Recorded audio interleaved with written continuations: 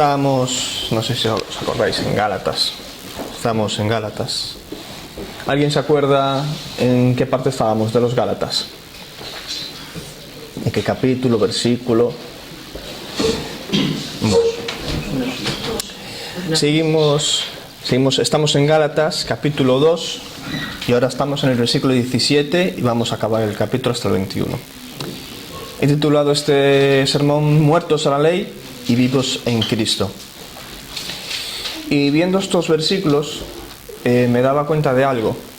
Yo cuando estoy haciendo el sermón y estoy en mi casa, tengo un fuego dentro y estoy escribiendo y parece que me voy a salir de las paredes.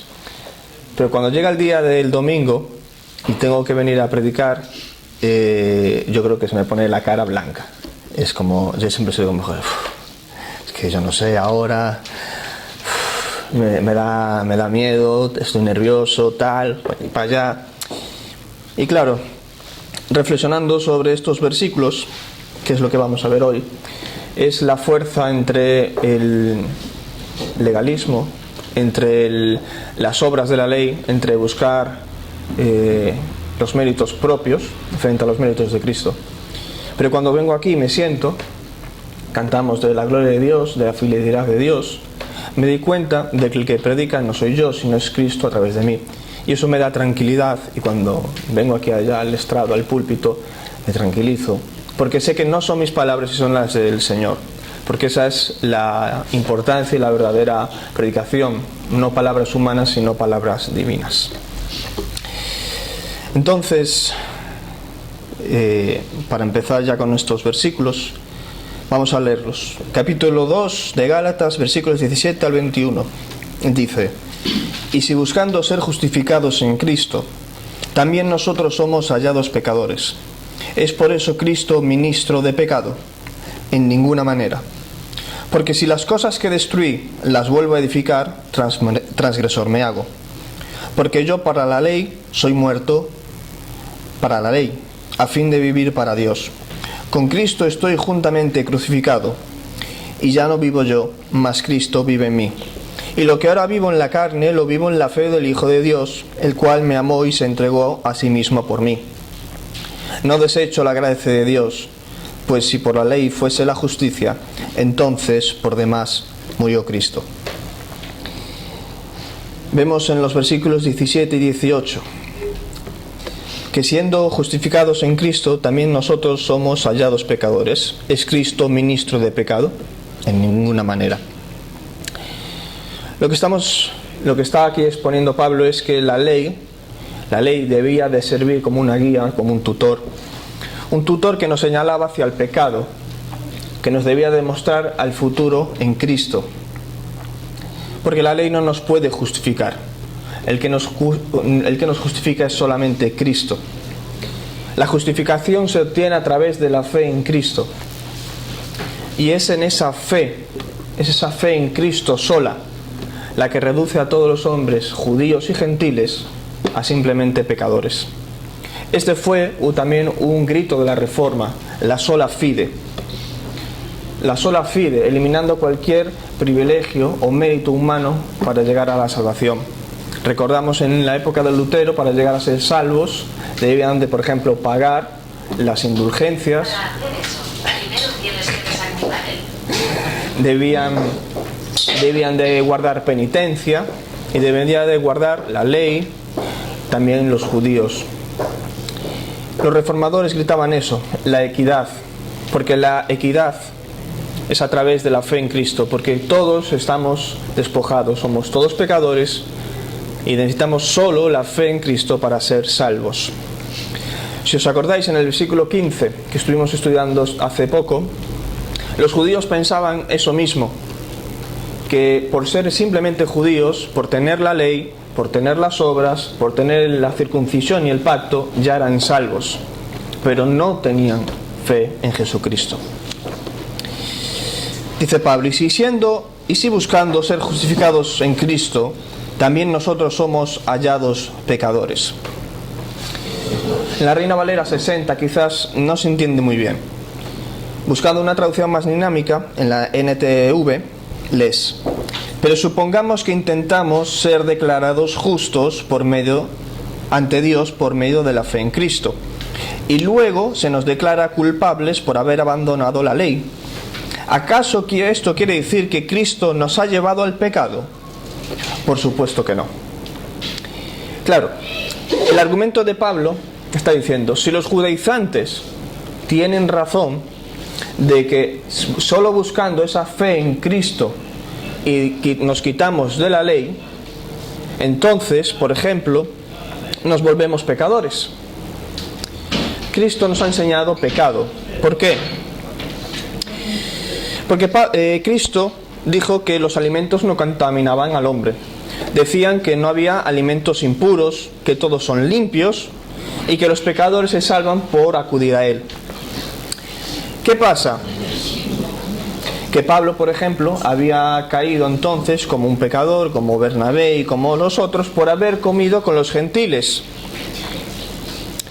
Claro, si los judaizantes tenían razón, Pablo señaló que se habían equivocado. ¿Por qué tenían razón? Porque si se tenía que guardar la ley, el argumento de Pedro que estuvieron haciendo de guardar la ley, si aún la salvación es una mezcla entre judaísmo y cristianismo, Jesús nos ha mentido. Porque si todos los alimentos son limpios y todo eso, y nosotros comemos alimentos impuros para los judíos con gentiles, nos hemos vuelto pecadores, porque todavía sigue la ley en vigencia. Porque ya no estamos entonces bajo la ley de Cristo, seguimos bajo la ley de Moisés. Por tanto, si es eso el argumento de los judaizantes de que debemos de guardar la ley, Cristo ha enseñado una mentira. Por eso Pablo le acusa de decir a Pedro que Jesús es un ministro de pecado.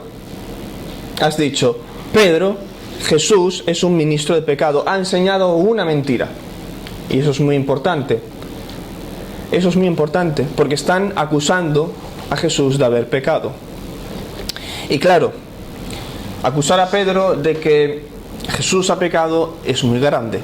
Una cosa es que le hubieran llamado hipócrita, que le hubieran llamado un dormilón, que le hubieran llamado una persona muy vasta cuando le cortó la oreja. Pero claro, decir que Pedro ha acusado a Jesús de haber pecado o de enseñar pecado es otra cosa. Pero claro, la lógica de Pablo en el argumento es ineludible, porque Pedro está condenando a Jesucristo con sus acciones y con sus dichos. Pero ¿es Cristo ministro de pecado? En ninguna manera. Cristo no es ministro de pecado en absoluto, es el ministro de justicia, es el ministro de vida eterna, es el ministro que todos queremos tener si acudimos a Él. ¿Y esto a qué me lleva? Esto me lleva a ver cómo Pablo defiende la verdad del Evangelio. Cómo Pablo defiende la verdad del Evangelio. Imaginaros a Pablo. Pablo se veía a él como un abortivo, se veía como el último de los apóstoles. Y no le decía por falsa humildad, lo decía con humildad verdadera. Y vosotros os creéis que Pablo quería reprender a Pedro. Pablo quisiera estar con ese estómago revuelto de decir, ahora tengo que decirle esto a Pedro, tengo que decirle que ha llamado a Jesús mentiroso y pecador. ¿Vosotros creéis que Pablo quería hacerlo? No, no quería hacerlo, pero era necesario. Y como era necesario, Pablo lo hizo por amor a Cristo.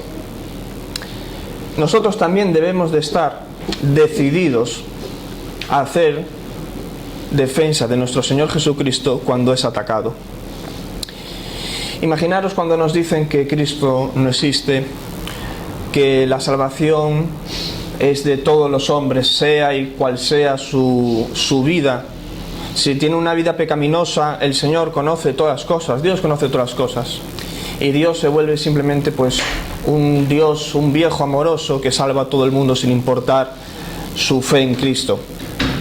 Es que debemos de defender, debemos de proteger y debemos de evitar el error.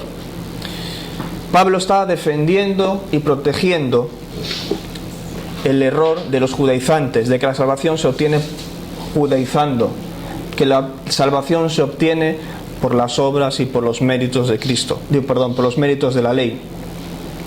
Nosotros hoy debemos de estar defendiendo, protegiendo el Evangelio de todo eso, del diseño divino, por ejemplo. Hoy cuántas veces escuchamos que los cristianos somos unos machistas, que la mujer en el cristianismo está oprimida, que la mujer no tiene ni voz ni voto, y eso es mentira. Debemos de defender el Evangelio y debemos de evitar el error. Fijaros, dice 1 Corintios 11:3: pero quiero que sepáis que Cristo es la cabeza de todo varón, y el varón es la cabeza de la mujer, y Dios la cabeza de Cristo. Esto lo que está hablando Pablo a los Corintios es el diseño divino. Es el diseño divino que Dios impuso. El hombre es cabeza de la mujer, pero de la cabeza del hombre es Jesús. Pero también sobre todas esas cosas está el Padre. Jesús no es inferior al Padre, como así también la mujer no es inferior al marido. Simplemente tienen roles distintos y tienen diseños distintos. Es lo que debemos de defender. Debemos defender nuestras familias tradicionales, cristianas, donde el diseño divino está ordenadamente impuesto por Cristo. Porque no valen familias con dos padres, con dos madres. No valen familias donde Dios no está a la cabeza, donde la cabeza es supuestamente muchas veces la madre. Y no digo madres en tono normal, digo esas madres de pelo morado y de pelo raro. Hacía tiempo que veía a una diciendo que su bebé era transgénero, que su bebé era que buscaba los pronombres ella y tal, y no sabía hablar. Pero me di cuenta también de que eso es Satanás queriendo destruir lo más importante, destruyendo lo más importante, la primera institución que Cristo, que Dios creó, el matrimonio. Debemos de defender todo de esos ataques que estamos en esa sociedad tan difícil y tan complicada para las familias, a través del diseño divino. El diseño divino es maravilloso para Dios, porque estamos en orden con el Señor. Debemos de defender, sea quien nos diga el ataque. Da igual que sea Pedro, que sea el Papa de Roma o sea un ángel.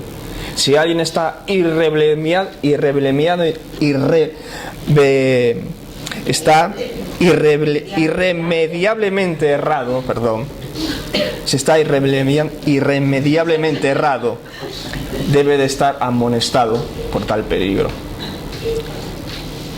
Cuando alguien está de tal manera, tan errado, debemos de proteger el Evangelio, debemos de proteger lo que es la gracia, debemos de proteger a nuestro Señor Jesucristo. Y también lo que está haciendo Pablo, defendiendo ese Evangelio de la gracia, me da a entender que la gracia es suficiente. La gracia es suficiente. Martín Lutero lo entendió perfectamente, lo que era la gracia. Cuando veía a los sacerdotes, a los curas, decir que la salvación era a través de dogmas, de penitencia, de dinero, con las indulgencias, y leyó la carta a los Romanos, el Nuevo Testamento, la carta a los Gálatas, y vio que la salvación era por solo la fe, llegó a malinterpretar la epístola de Santiago, porque habla de obras. Tenemos que llegar también a ser como Martín Lutero y llegar a entender que la gracia es suficiente. Ese fue otro grito de la Reforma: sola fide, la sola fide. La gracia, señores, es suficiente. Ningún mérito, ninguna obra es meritoria para Cristo. Si queremos ser salvos, debemos de llegar a la fe en Jesús sola. Esa fe que nos muestra que somos pecadores y que para ser salvos necesitamos solo los méritos de Cristo.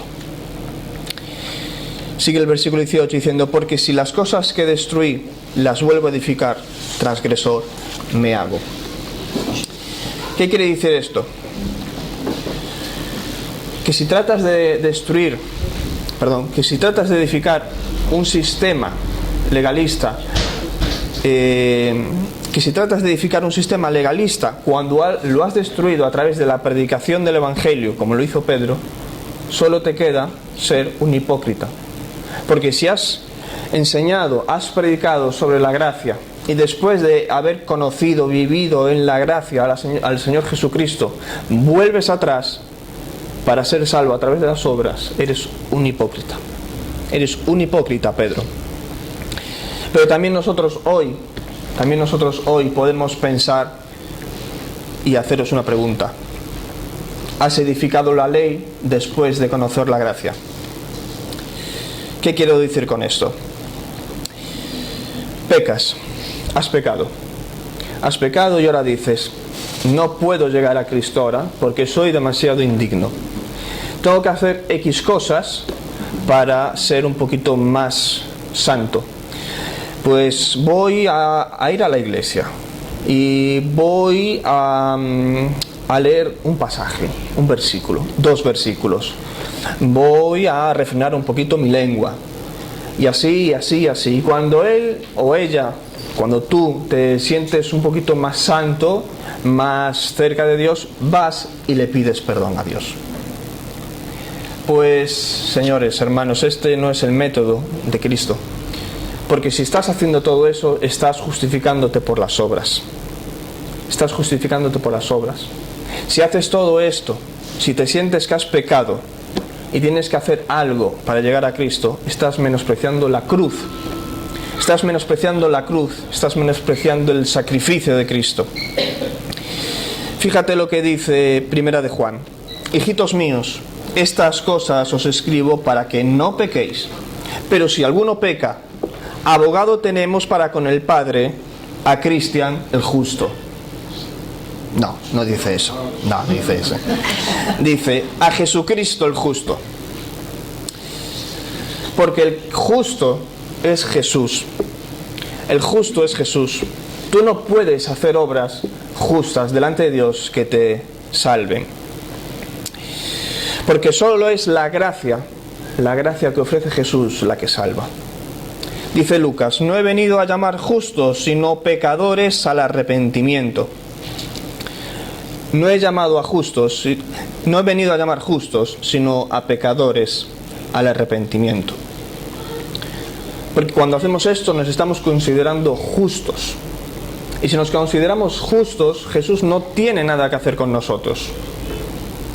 Debemos de recordar siempre nuestra pecaminosidad, nuestro pecado. Y Jesús llama a los pecadores, no a los justos. Si te sientes justo, Jesús no tiene nada que hacer contigo.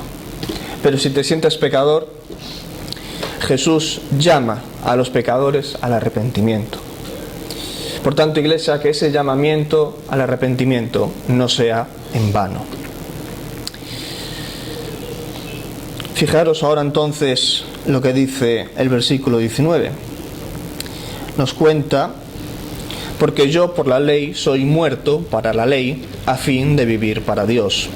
Porque claro, ahora ya sabes que si tu justicia, tu propia justicia de esfuerzo personal no salva, deberás de entender lo que es la gracia. En este punto hemos entendido lo que es la gracia. Porque yo por la ley soy muerto para la ley, a fin de vivir para Dios. Porque claro, estos versículos Pablo nos está diciendo porque vive en y por la gracia. Hemos sido crucificados a la ley, hemos muerto a la ley. Ahora toda la vida del hombre, cuando deja de ser orgulloso y justo por sí mismo y conoce la gracia, vive en la gracia. Vive una vida orientada hacia Dios. Todo es para Dios. Fijaros otra vez, Corintios dice: si pues coméis o bebéis o hacéis otra cosa, hacedlo todo para la gloria de Dios. Fue otro grito de la Reforma: soli Deo gloria. Y no estamos sin ley. No estamos sin ley. No estamos lejos de la ley. Nos deleitamos en la ley. Porque nos encontramos bajo la ley de Cristo. Nos encontramos bajo la ley de Cristo, en la cual nosotros estamos recibiendo poder de Cristo para cumplir las demandas de la ley en amor, por gratitud, no por querer ser salvos, no por querer ser salvos y decir tengo que hacer esto sin amor, no. Bajo la ley de Cristo podemos cumplir los mandamientos de la ley de Moisés con gratitud, con amor por Cristo. Pablo ya no buscaba esa salvación de los judíos. Pablo ya no buscaba la salvación de los judíos. Pablo tiene ahora la ley de Cristo. Tú y Pablo debemos de estar guardando esta ley por gratitud a Cristo. Y ahora me diréis, como dice Santiago, pero alguno dirá, tú tienes fe y yo tengo obras. Muéstrame tu fe sin obras y yo te mostraré mi fe por mis obras. Claro, aquí alguno puede pensar, claro, pero es que solo la fe está reduciendo a no tener obras y a no hacer absolutamente nada. Pero claro, los judíos tenían obras, pero no tenían amor. Los cristianos debemos de tener amor hacia Cristo y por eso tenemos obras en amor, en gratitud a Cristo.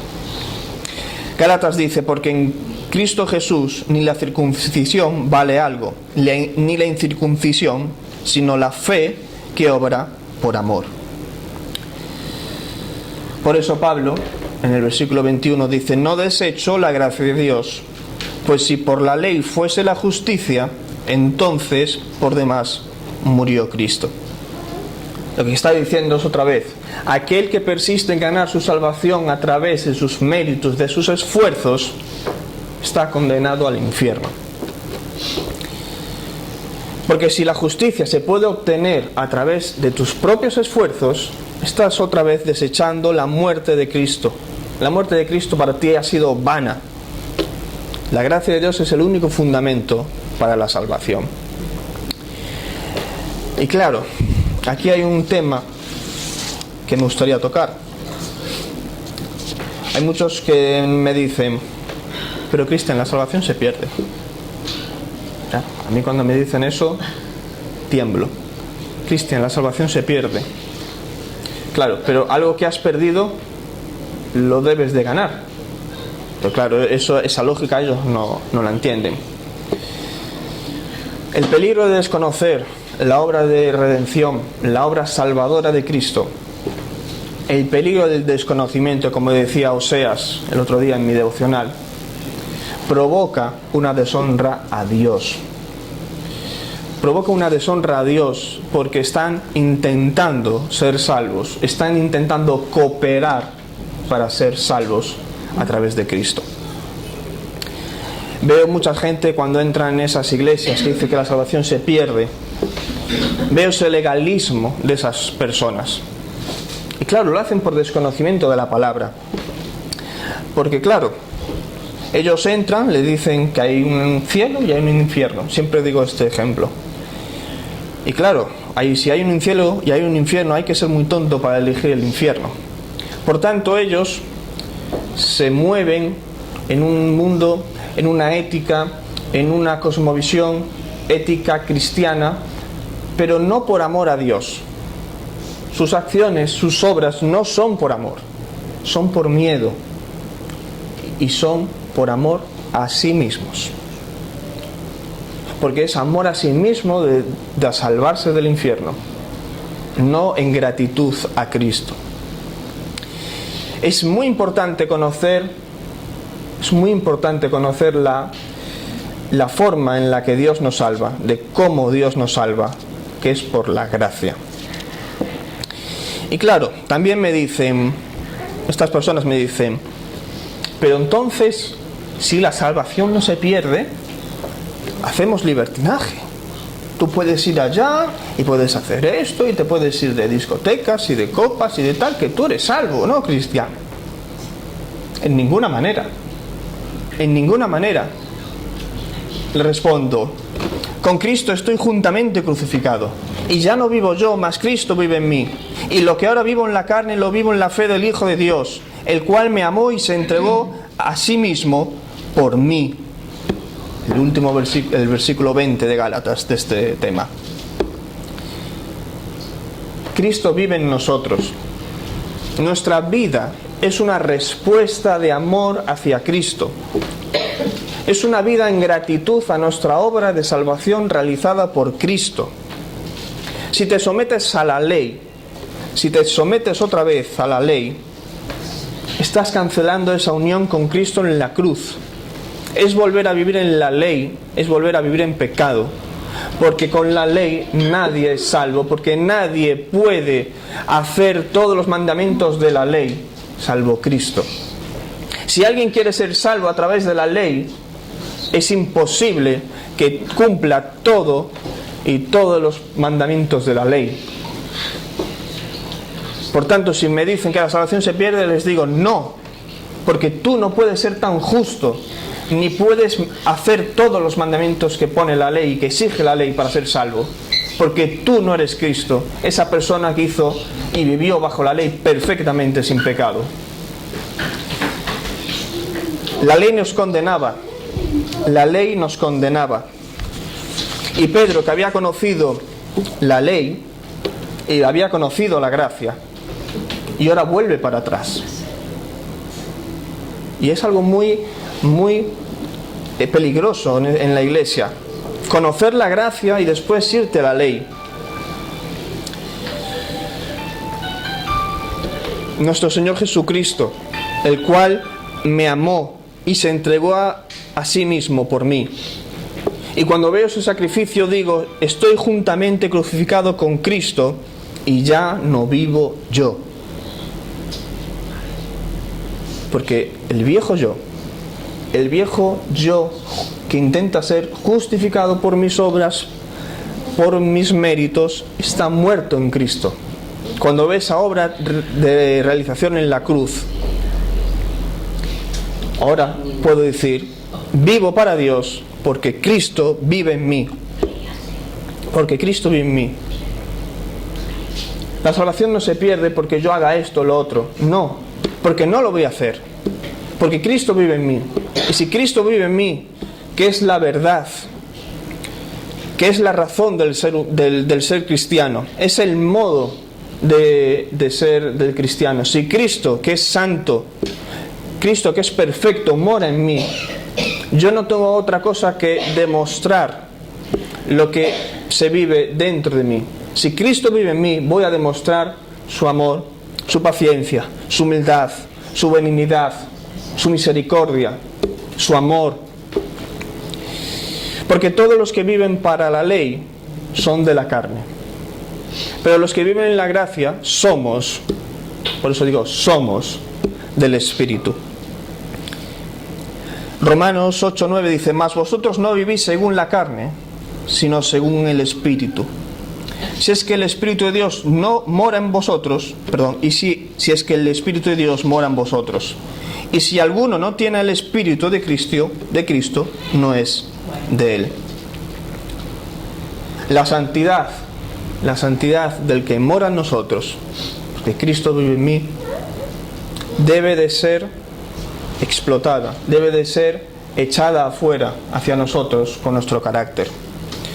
Porque el creyente verdadero que está en la verdad, que es Cristo mismo, el creyente verdadero que está en la verdad, que es Cristo mismo, solo puede vivir en la verdad. ¿Qué nos enseñan estos versículos, hermanos? La justificación por la fe. Que la fe sola en Cristo, la fe en Cristo es la que nos salva. Y debemos de tener libertad para servir, porque la gracia nos da esa libertad de servir. Nos da libertad de servir no porque tenemos miedo del infierno, sino porque tenemos amor a Cristo. Estos versículos se muestran la nueva identidad que tenemos. Tenemos una muerte, la muerte del viejo yo, una muerte espiritual a una antigua naturaleza pecaminosa. Esos patrones, esa vida que antes tú tenías, ya no existe, porque Cristo se ha crucificado con tu antiguo yo. Y ya no solo eso, ahora tenemos una nueva identidad en Cristo, porque Cristo mora en nosotros y tenemos que tener y reflejar su santidad. Ser santos porque yo soy santo. Y esto también, la última, la más importante, tenemos una dependencia de Cristo. Porque aquel que vive en la gracia conoce a Cristo, vive en por y por la gracia, y Cristo mora en él. La vida cristiana, tu vida cristiana, no depende de mí, no depende de mis actos, no me depende de mis actos para salvación, de mis obras para salvación. Cuando Cristo vive en mí, la fuente de vida es Cristo y no yo mismo. Él me da poder porque tiene poder para salvar. Él me da fuerzas porque da fuerzas al que no tiene ninguna. Y me da poder para vivir una vida santa porque Él es santo. La vida cristiana se manifiesta en muchos frutos. Cuando tenemos todo esto, la vida cristiana se debe de manifestar en los frutos de amor, de gozo, de paz, de paciencia, de benignidad, de bondad, de fidelidad, de mansedumbre y templanza. Si nosotros estamos esperando a vivir una vida completamente meritoria para nosotros y para ser salvos por medio de nuestros esfuerzos y que la salvación se pierde o se gana y todo eso, estamos condenados. Estamos condenados al infierno. No vayamos otra vez para atrás si hemos conocido la gracia. Dependamos totalmente de Él, de la gracia salvadora de Cristo. Si tienes al Señor, si tienes al Espíritu Santo dentro, deja que actúe. Lee su palabra en poder del Espíritu Santo y que todas las cosas sean para bien a los que conforme a su propósito son llamados. Amén.